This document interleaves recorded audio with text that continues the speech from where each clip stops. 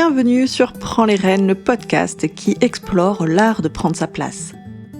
Je suis Élodie Serp, ancienne officier de marine devenue équicoach spécialisée dans le leadership naturel.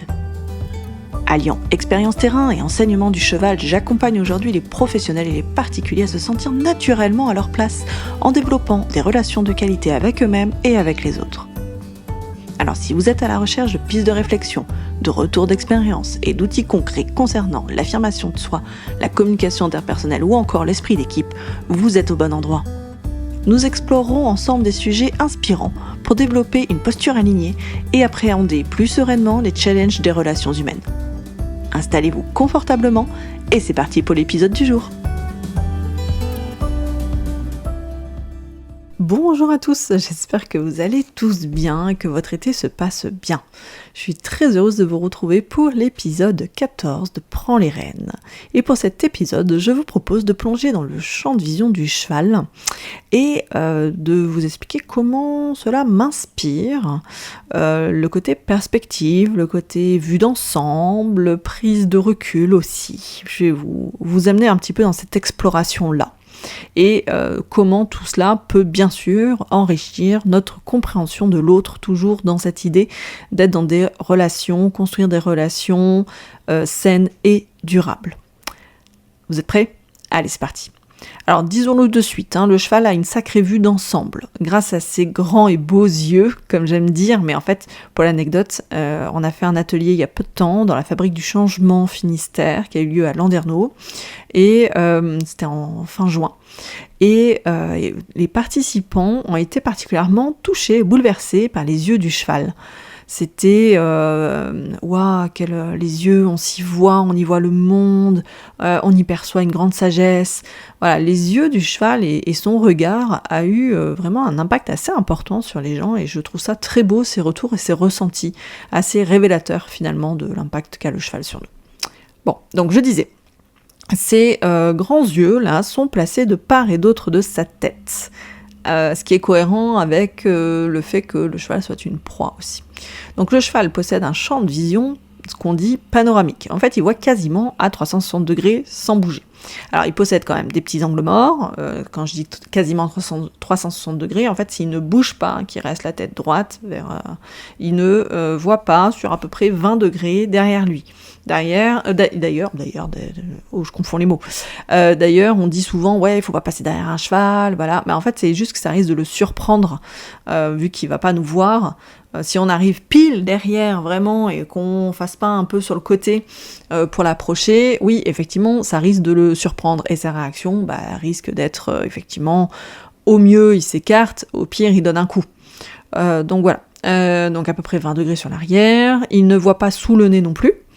Et il a un effet ce qu'on appelle un effet casquette au-dessus de sa tête. C'est pour ça d'ailleurs que on voit par rapport à tout ce champ de vision-là qu'il a besoin de bouger la tête en fait pour percevoir l'ensemble de son environnement. On le voit, des chevaux à l'abord des obstacles qui lèvent un peu la tête, c'est normal, il a besoin de voir ce qui est un peu sous son nez. Des chevaux qui sont complètement repliés sur eux-mêmes, ce qu'on appelle encapuchonnés, en fait, de leur champ de vision, ils voient que leurs pieds. C'est ça peut être hyper angoissant pour le cheval, puisque justement, il n'a pas cette vue sur tout l'environnement, à savoir que, je rappelle, le cheval est une proie, et il a besoin de percevoir le plus finement possible son environnement. Pour ceux que ça intéresse, j'en parle dans l'épisode précédent. Alors, donc, comme je disais, il lui suffit de bouger légèrement la tête pour percevoir l'ensemble de son environnement, et il fait l'effort de le faire. Et en plus à ça, vous pouvez ajouter le fait qu'il est dans la neutralité. C'est vraiment quelque chose sur lequel on s'appuie énormément en equi-coaching, c'est que il voit ce qui l'entoure, mais il ne va pas le juger.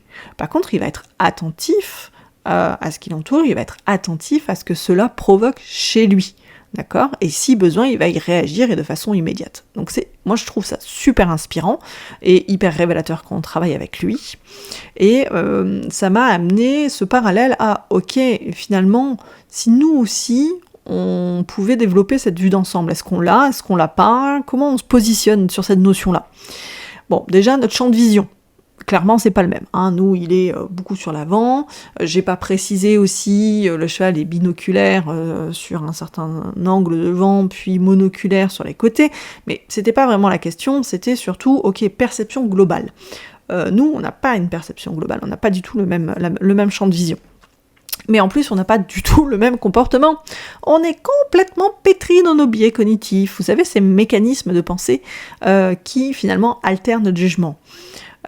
S'appuyant sur notre vision du monde et nos croyances, ces schémas-là de pensée faussent la logique et nous poussent à juger ou décider trop rapidement.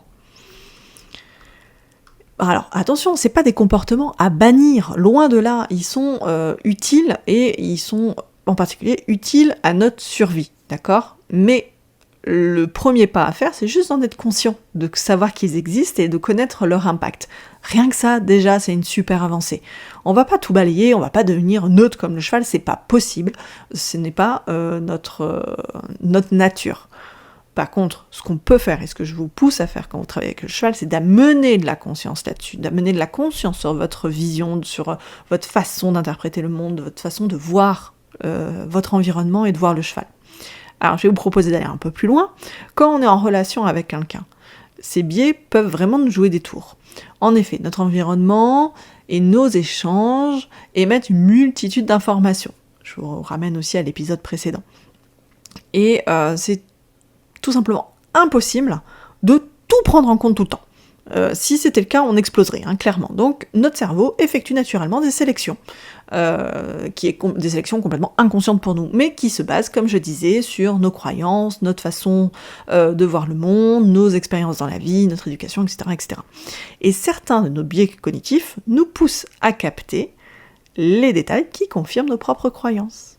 Et c'est là que le cercle vicieux s'installe, puisque finalement, on ne va pas au-delà. On ne va pas prendre en compte les informations, donc un maximum d'informations, et on ne va pas prendre en compte les informations contradictoires à l'idée qu'on s'est déjà faite.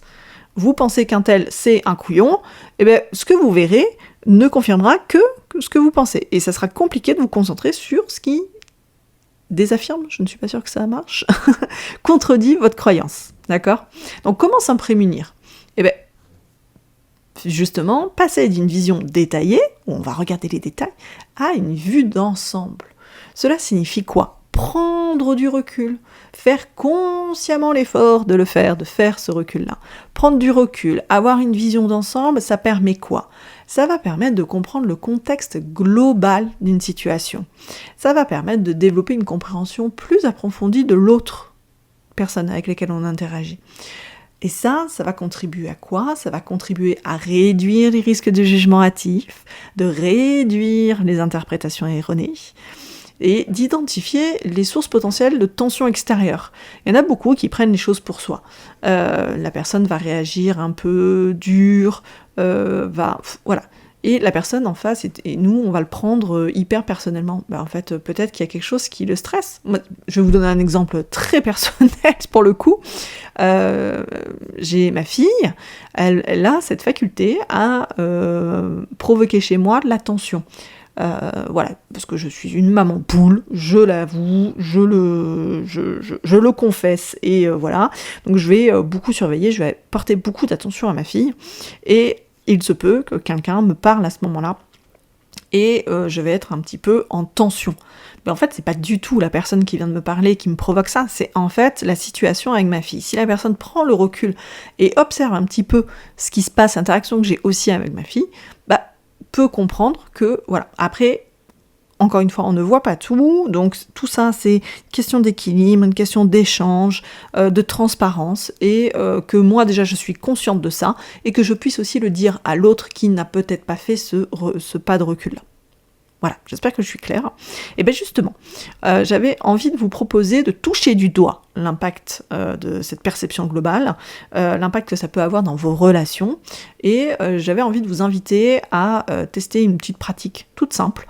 C'est d'abord d'observer votre interlocuteur dans sa globalité. C'est-à-dire que Ne pas vous focaliser sur son visage. Dans l'épisode précédent, on disait, voilà, vraiment utiliser tous nos sens pour percevoir l'autre, ce qu'il dit, ce qu'il fait, etc. Donc on est très très très focusé sur l'autre, et on peut être très focusé sur le visage de l'autre, ou les mains, parce qu'il y en a qui parlent avec les mains, comme moi par exemple. Finalement, observer l'ensemble de son être. Typiquement, comment il est positionné dans l'espace. Déjà, rien que ça, vous serez obligé de faire un pas en arrière pour pouvoir observer ça. Et puis, observer, ça revient un petit peu à ce que je disais tout à l'heure, observer votre interlocuteur dans l'environnement. C'est-à-dire que là, on est sur l'interlocuteur, son positionnement dans l'environnement, mais aussi, focalisez pas que sur votre interlocuteur, regardez ce qui entoure l'interlocuteur, ce qui vous entoure tous les deux, parce que ça peut aussi avoir un impact sur vous-même, attention. Donc voilà, quels sont les éléments de l'environnement qui pourraient influencer la conversation. Et pour vous aider, je l'ai dit un tout petit peu avant, pour vous aider, faites physiquement un pas sur le côté ou un pas en arrière. Ce pas de côté ou ce pas en arrière peut vraiment agir comme un déclencheur. Vous savez qu'à ce moment-là, il faut faire l'effort de dézoomer votre attention et de regarder dans l'ensemble votre interlocuteur et de regarder dans l'ensemble l'environnement.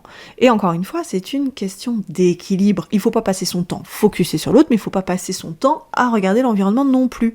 C'est des allers et des retours comme ça, sans cesse, pour bien prendre en compte l'ensemble de l'environnement.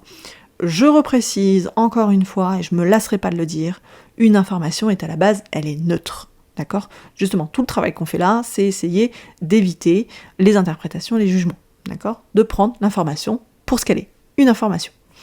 En séance d'Eki-Coaching, j'aime bien partager ce truc-là, et ça arrive très très régulièrement.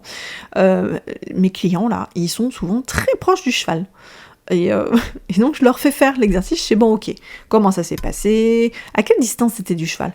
Ah ouais, c'est vrai que j'étais quand même assez proche. Là, ils se rendent compte. Ok, d'accord. Donc, on creuse un petit peu. Et je leur fais refaire de temps en temps l'exercice. Et puis, ils sont à nouveau proches. Bon, ok. Et donc, même si on a pu mettre le doigt que peut-être prendre un peu de recul, ça serait peut-être bien. Mais ils n'ont pas encore la conscience de qu'est-ce que ça peut vraiment leur apporter. Oui, ils sont conscients, mais ils n'arrivent pas à le faire. À un moment, je vais leur imposer. Je fais, ok, maintenant, tu vas te mettre au centre de l'aire d'exercice, l'aire de travail, et vois ce que ça fait. Et là, ils sont souvent estomaqués de dire, waouh, mais en fait, je vois le cheval dans son entièreté.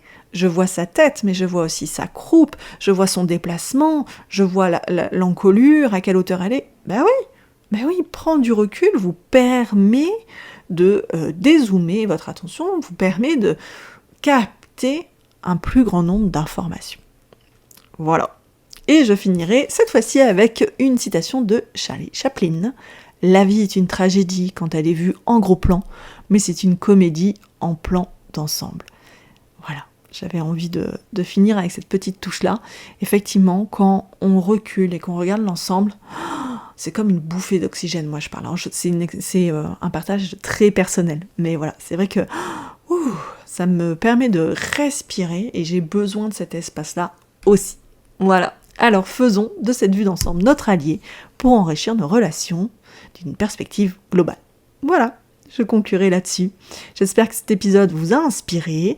Merci de votre écoute. Si vous avez des questions, des commentaires, si vous avez envie de partager justement ce petit exercice de pas de côté ou pas de recul, écoutez, un petit commentaire sous l'épisode, un message sur les réseaux sociaux, n'hésitez pas. J'adore échanger avec vous, comme toujours. À très vite pour un nouvel épisode. Ciao. Nous voici à la fin de cet épisode. Un grand merci pour votre écoute. Envie de réagir au sujet du jour, de soutenir le podcast ou encore de ne pas rater les prochains épisodes ? Je vous invite à vous abonner et à laisser 5 belles étoiles ou bien un commentaire sur Spotify ou Apple Podcast. De mon côté, il me reste à vous souhaiter une bonne journée ou une bonne soirée. À bientôt pour un prochain épisode.